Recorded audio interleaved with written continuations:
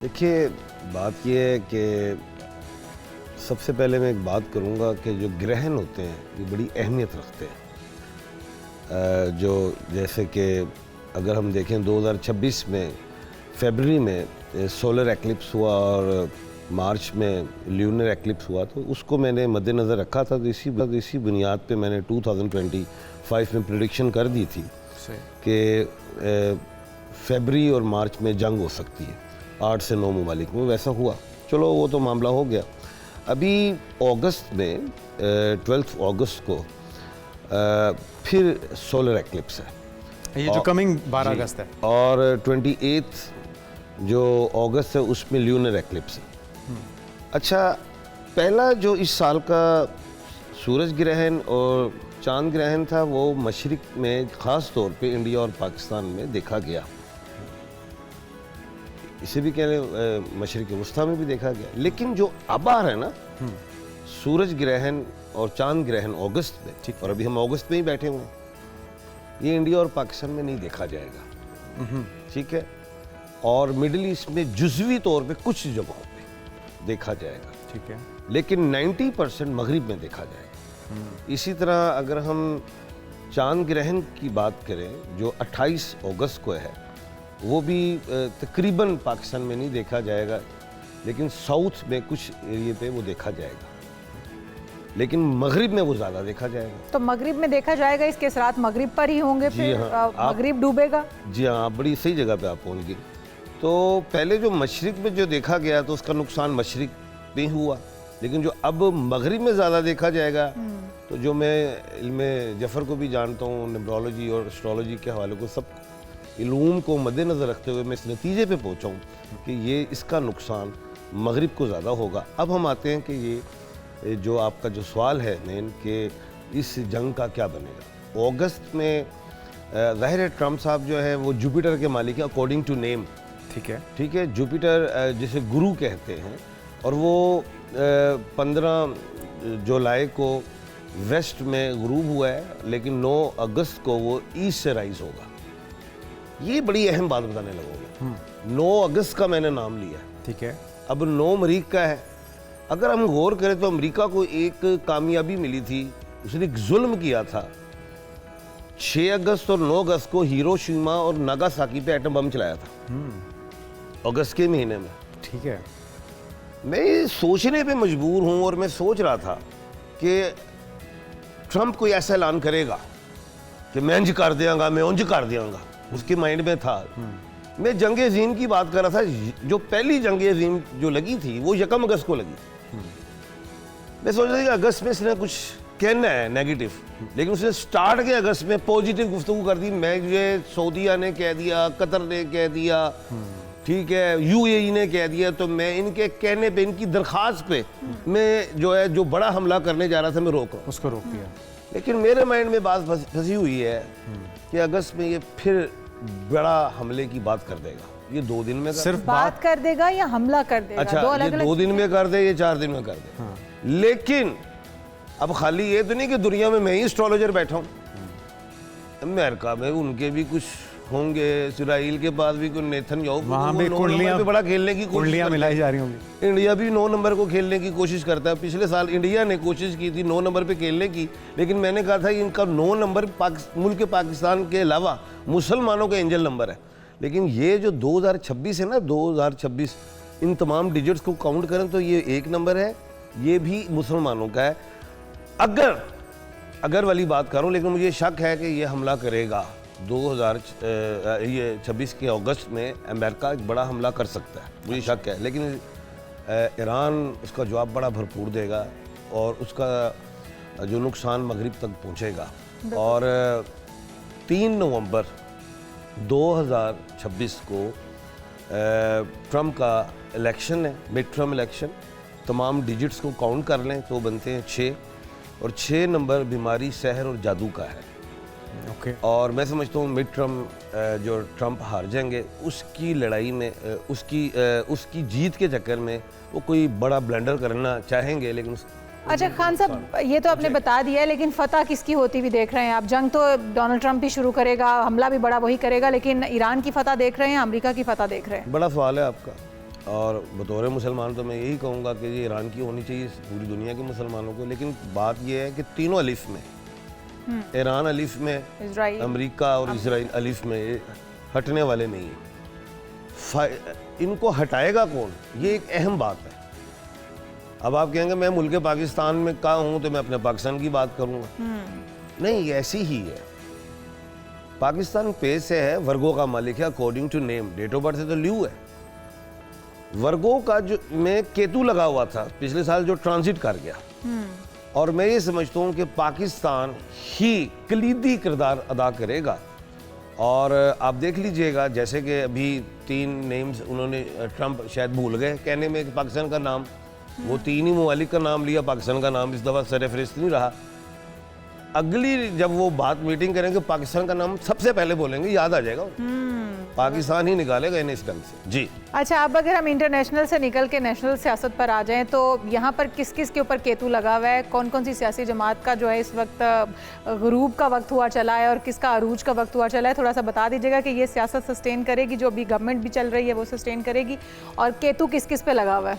खूबसूरत सवाल है आप। भाई केतु की जरा डेफिनेशन में बता दीजिएगा ना, अहमद को पता नहीं वो केतु है क्या। सबको पता है, वो फिर मेरे दिमाग में राहु बाहर निकल केतु। जाएगा। अच्छा, चलिए बताइए। मैडम को तो खैर बड़ा समझ है कि राहु, हाँ, ये तो आपकी राहु का नाम भी ले लिया। लाइक स्टूडेंट आप तो आधा नाम ले रहे हैं, 50% केतु कह रहे थे, लेकिन राहु भी है। अच्छा। उन्होंने कहा राहु को साथ लेके चले, अकेले नहीं जाए। चले फिर अभी राहु और केतु मियाँ बीवी हैं। ओके, ऐसे ठीक है, चले। ठीक है। किसी को छोड़ देंगे तो फिर वो काम नहीं चलेगा। अच्छा, जब राहु का ट्रांजिट होता है केतु का भी ऑलरेडी होता है, दोनों इकट्ठे ही ट्रांजिट करते हैं ये। और राहु और केतु का जो ट्रांजिट है वो 5 दिसंबर 2026 को है, ये ज़हन में रखिएगा इसी साल। अच्छा, बेशुमार लोगों की साड़सतियाँ भी ख़त्म हो जाएगी उसमें, चाहे ममालिक भी शामिल हो या लोग भी शामिल हो। अब आप सवाल की तरफ आते हैं, आपने कहा कि मुल्की सियासतदान पे किसको किसको लग गया राहु केतु। राहु केतु की तो गल छड़ दो, ये बात होगी अब सैटर्न की, जिसे जोहल और शनि कहते हैं। 26 जुलाई को शनि सैटर्न वो रेट्रोग्रेड हो गया, और मैंने बेशुमार निजी चैनल्स पे कहा, और आपके चैनल के तवस्सुत से भी मैं कह रहा हूँ कि जब सैटर्न रेट्रोग्रेड हो जाए तो बेशुमार हुकूमतों के तख्ते भी उलट जाते हैं, सियासी हलचल पैदा हो जाती है। जो मैं शुरू से कह रहा था कि जुलाई और अगस्त मुझे खाली मुल्क पाकिस्तान नहीं, हिंदुस्तान और दुनिया के जो ममालिक हैं सियासी हवाले से कशीदगी दिखाई देती है। और मैंने थोड़े दिन पहले कहा भी था, जो एजुकेशन मिनिस्टर थे इंडिया के, धर्मेंद्र प्रधान, हाँ, मैंने कहा था कि इनका मैं इस्तीफ़ा लेके उठूंगा। लोग कहते हैं खान साहब आप कौन होते हो? मैं कहा वो लेके उठेगा, मैं कौन उठना, ऐते शनि ले जाएगा। तो वो हो गया, इस्तीफ़ा मिला। इसी तरह मैंने कहा था ये जो सैटर्न का रेट्रोग्रेड हुआ है, इससे एस वालों के लिए प्रॉब्लम्स आएंगी। एस वालों के लिए अब एस में कौन है? आपके प्रधानमंत्री हैं शहबाज शरीफ साहब।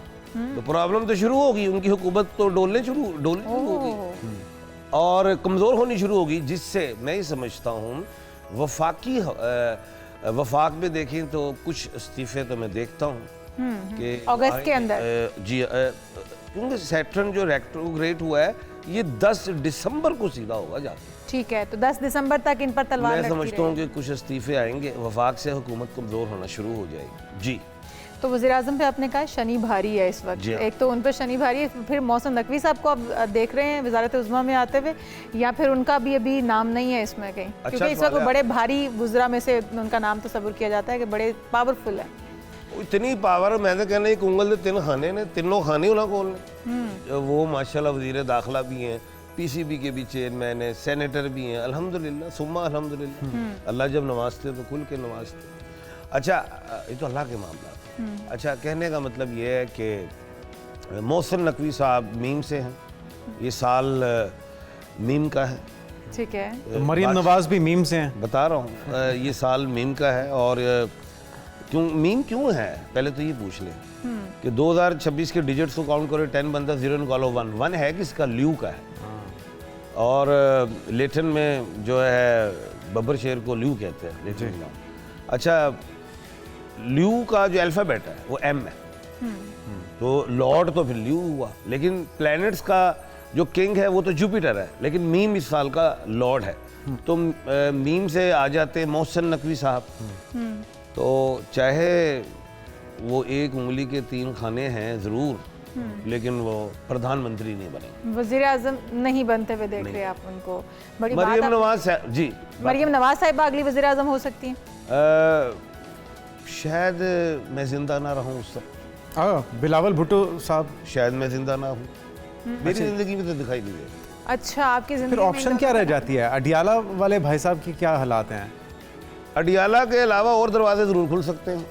अच्छा, जैसे कह लें कोट लखपत का दरवाज़ा भी खुल सकता है, जैसे कि अटक जेल का भी खुल सकता है, और कोई बड़ी बड़ी मच्छ जेलों की भी दरवाजे खुल सकते हैं अगर अडियाला का बंद रहा तो।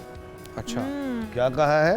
अगर अडियाला का दरवाज़ा बंद रहा तो और दरवाजे खुल जाएंगे तो वहाँ से अंदर भेजने के लिए। अच्छा, तो इसका मतलब आप इमरान खान को निकलवाते हुए नजर आ रहे हैं। मैं इसी तरफ हूँ, क्योंकि ये जो सूरज ग्रहण है ये मीम वालों के लिए, अलिफ आइन लाम ये वालों के लिए, फे वालों के लिए एफ, AIOU और जी हाँ AEIOU LNY इनके लिए, M के लिए, और ROT के लिए, और F के लिए ये सूरज ग्रहण फायदा दे रहा है। तो मैं समझ रहा हूँ इमरान खान साहब जब आएंगे, वो तो ठीक है जोश और खरोश के साथ तो उन्होंने आना है, लेकिन सब्ज़ हलाली झंडा भी साथ होगा अल्हम्दुलिल्लाह, और PTI का झंडा, जिसको जनाब हमारे साबका मेरे जो बॉस है जनाब ईसा फाइज साहब ने जिस झंडे को ख़त्म करने की कोशिश की थी, या ये कह लें क्योंकि वो तो निशान ही ले गए थे, लेकिन उनकी ज़िंदगी में निशान वो भी देखेंगे आया है दोबारा। अच्छा, 28वें आईनी तरमीम को पूरा होते हुए देख रहे हैं और साथ ही साथ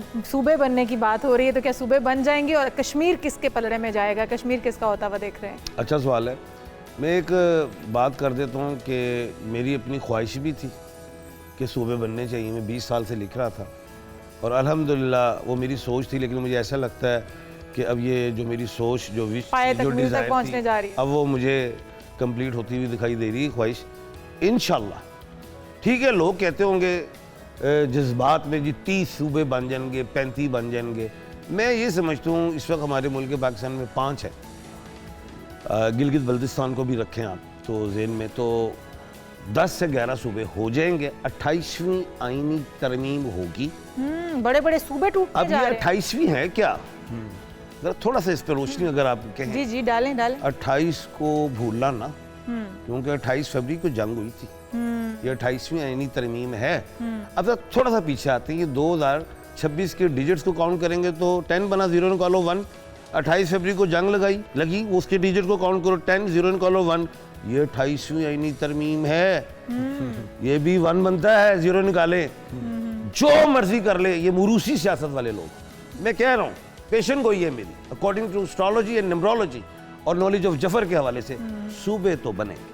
अच्छा, अगर इन्होंने सूबे नहीं बनाए, मुरूसी सियासत ने अगर ये नहीं एक सफ पे खड़े हुए, तो बब्बर शेरों मार्शला दे लगन लगे। और इसी टेन्योर में देख रहे हैं होता।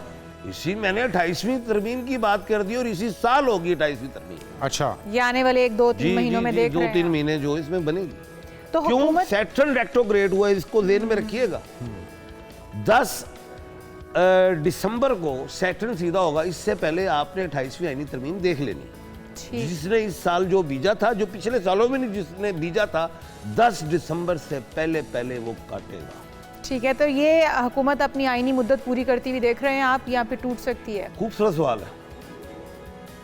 आसिफ अली जरदारी साहब हमारे सुप्रीम कमांडर, मैं किसी चैनल पे था 2008 में गालबन, मैं चैनल का नाम भी बता देता हूँ, अपना channel breakfast with Naila Nadeem के साथ बैठा था। मैंने कहा था आसिफ अली जरदारी साहब सदर पाकिस्तान और इनकी हुकूमत में 2 वजीर आजम होंगे, एक तो यूसुफ रजा गिलानी हुए और दूसरे राजा परवेज अशरफ साहब। आसिफ अली जरदारी साहब 2 मरीख के मालिक हैं, 1/12 के खाने के मालिक, अपने हाथ से ले आए हैं सुप्रीम कमांडर से, PDM खुद मिलके ले आई 1/12 को। तो इनके होते हुए तो ये तो इनको नसीब में कह ले, या इनके योग में कह ले, या इनके जायचे में कह लें, इनकी कुंडली में कह लें, आसिफ अली जरदारी साहब के, इनको तो 2 वजीर आजम मिलेंगे। अब सदर पाकिस्तान 5 साल पूरे करेंगे, अल्लाह पाक इनको सेहत कामिला आजिला मुस्तमिरा दायमा कायमा अता फरमाए। आमीन। इनकी जिंदगी में 2 वजीर आजम है, शहबाज शरीफ साहब तो गयो जी। लेकिन शहबाज शरीफ साहब दूसरे कौन से आ रहे हैं? महफूज हैं, उतना तो कोई और दिखाई नहीं देता। एक पेज पे हैं, मैंने अभी इंटरनेशनल के आज जा रहे हैं, कल जा रहे हैं, 5 साल के टर्नओवर में दूसरे वजीर आजम आप देखेंगे। अच्छा जी, तो कौन सा नाम है? क्या बिलावल भुट्टो को आप वज़ीर आज़म बना रहे हैं फिर? क्योंकि आपने कहा था मरियम नवाज भी वज़ीर आज़म नहीं बनेंगी, मोहसिन नकवी साहब भी नहीं बनेंगे, तो फिर बिलावल भुट्टो बचते हैं कि बिलावल भुट्टो आ सकते हैं? बिलावल भुट्टो साहब नहीं है, इसमें भी एक इफ एंड बट का मामला है। अगर बिलावल जरदारी भुट्टो है आईडी में, आईडी कार्ड देखना पड़ेगा उनका, तो फिर तो वो नहीं बन रहे। अच्छा, इस नंबर 1 बिलावल भुट्टो होते तो डबल बी के मालिक हो जाते, 1/12 के मालिक होते। लेकिन फिर भी मैं इस चीज़ पे नहीं हूँ, क्योंकि बिलावल भुट्टो उस वक्त वजीर आजम आएंगे अगर वो बिलावल भुट्टो हैं। पहले शादी जरूरी है, शादी होगी पहले शादी जरूरी है। ये एक अहम बात कर रहा हूँ। अब अक्सर लोग कहते हैं कि इमरान खान साहब जो वजीर आजम बने वो बुशरा रियाज भुट्टो साहिबा के हवाले से बने। मैं कहा उनके लिए ज़रूरी नहीं थी शादी, बुशरा रियाज भुट्टो साहिबा के हवाले से तो वो बेचारे जेल देख गए, 3 वीनस के मालिक थे। लेकिन बिलावल भुट्टो के लिए ज़रूरी है कि वो शादी करेंगे तो उसके बाद है। खान साहब, आपने कहा कि बुशरा बीबी की वजह से वो जेल में गए। जी हाँ, मतलब शादी उनके लिए साजगार साबित नहीं, बल्कि गलत साबित हुई, गलत फैसला था। क्योंकि जमाइमा गोल्ड स्मिथ जो थी वो 1/12 के खाने की मालिक थी। जब खान साहब के साथ उनकी शादी हुई तो खान साहब ने प्रवास ली, अरूज लिया। जब रेहाम खान से शादी हुई तो जो रेहाम थी वो 1 वीनस की मालिक थी, खान साहब डिफेम हुए। Bushra Riyaz Bhutto according to name 3 Venus की मालिक थी।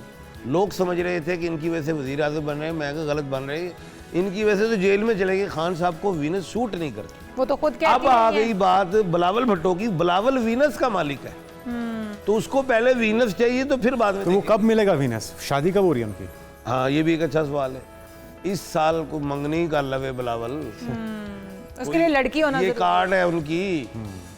बिलावल की कार्ड है कि मंगनी हो जाए या निकाह हो जाए तो फिर कोई कहे चलो वजीर खारजा बना देते हैं, वजीर दाखिला बना देते हैं। रिलेशन में होना जरूरी है। लेकिन खान साहब अब एक वीनस वाली लड़की भी तो मिले ना, वो वीनस स्टार की मालिक हो, ये भी तो जरूरी लेकिन है। एक बात बता दूं कि बिलावल भुट्टो को जो अल्फाबेटिकली अगर बात करूं तो उनको एस नाम की लड़की सूट करती है, मिल सकती हैं, एन की, डब्ल्यू या जेड की मिल सकती हैं। तब तो मैं कहता हूँ उनके सितारे रोशन हो जाएंगे, तो फिर उनके लिए भी कोई दरवाज़ा खोलना पड़ेगा।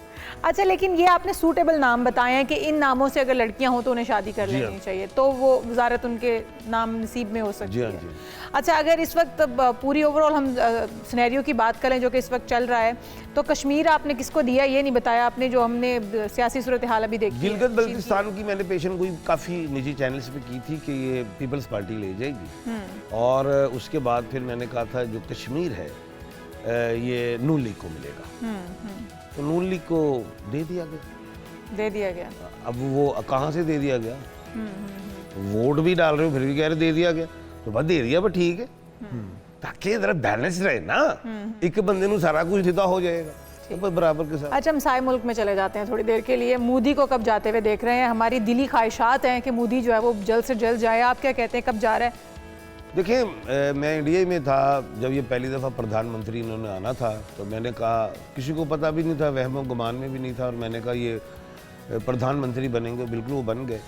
लेकिन मैंने कहा जब इनका तीसरा टेनोर होगा तो उसमें मुश्किलात आएंगी। मोदी के दिमाग की लाइन पे यहाँ पे थोड़ा हिल गई है लाइन। एज को हम देखते हैं तो मैंने एक बात और की थी, पिछले साल ही की थी, जब उसने इंडिया ने पाकिस्तान पे हमला किया था, तो मैंने एक बात की थी कि मोदी ने बड़ी गलती कर दी है और पाकिस्तान हफ्ते को जंग भी जीतेगा और हम 5, 7, 8 त्यारे भी गिराएंगे, राफेल भी गिरेंगे वो, और मैंने ये भी कहा था डिफेम होगा। अभी भी दिमाग की लाइन जो है वो मोदी की सीधी तो नहीं होगी ना। इस एज में जो मोदी इस वक्त फैसले कर रहे हैं गलत कर रहे हैं, डिफेम की तरफ गए हुए हैं। और दूसरा ये है कि अभी जो मैं समझ रहा हूँ कि मोदी चाहे अपना टेनोर पूरा कर ले, लेकिन जो नेक्स्ट इलेक्शन है कांग्रेस जो है वो जीतेगी, लेकिन मुख्तलिफ जमातों के साथ मिलकर हुकूमत बनाए। नेक्स्ट इलेक्शन वो नहीं। राहुल गांधी वज़ीर-ए-आज़म? राहुल गांधी नहीं मैं समझ रहा, क्योंकि वो 1/7 के खाने के मालिक हैं, ये 2/1/12 का है। मुझे ऐसा नहीं लगता कि राहुल गांधी भी बने। जी, कश्मीर के हवाले से 5 अगस्त भी आ रहा है, जो हमारे कश्मीर भाई हैं, मकबूजा कश्मीर जिस पे जुल्म और सितम हो रहा है, उनके लिए मैं एक अच्छी बात ज़रूर करूँगा जी आपके चैनल के तवस्सुत से कि जब कांग्रेस आएगी तो जो कश्मीर जो पहले वाली हालत में था उसी हालत में आ जाएगा। इंडिया का जो सुप्रीम कोर्ट ऑफ इंडिया है उसके वही ऑर्डर। फैसला देगा। जी। ज़बरदस्त, बहुत Thank you so शुक्रिया। much. हमारे साथ में शहजाद खान साहब मौजूद थे, माहिर इल्म नजूम, और बहुत सारी ऐसी बातें उन्होंने की हैं प्रेडिक्ट, जो कि पहले भी उनकी प्रेडिक्शन सही साबित होती रही हैं, तो इस बार भी उनकी प्रेडिक्शंस हम देखते हैं कि किस हद तक सही बैठती हैं। बहुत शुक्रिया। यहाँ पर एक ब्रेक शामिल करेंगे, आपको हिम्मत जाएगा, दीगर हम इशूज़ होंगे, लेकिन इस ब्रेक के हमारे बाद साथ से विदाज़।